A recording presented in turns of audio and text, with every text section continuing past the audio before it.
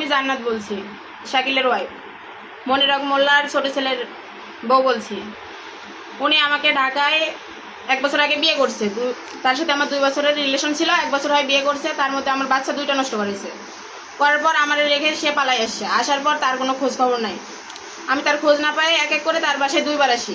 আসার পর আমাকে এখান থেকে পাঠিয়ে দেওয়া হয়, রুম থেকে বাইর করে দেওয়া হয়, রুমে তালা লাগানো হয়। রাগার পর আমি এখান থেকে আবার 2বার কান্নাকাটি করে চলে গেছি। তারপরে আমি আবার আসছি, কিন্তু ওনাদের ছেলের সাথে 3 বেলায় কথা বলে, কিন্তু আমার সাথে যোগাযোগ করায় না। আমার বলে কি, তুমি ঢাকায় যাও, তোমার সাথে এমনি যোগাযোগ করবো, রাগ ঠান্ডা হলে তোমার সাথে দেখা করবো। কিন্তু তার ছেলে আমার কোনো খোঁজ খবর নেয় না।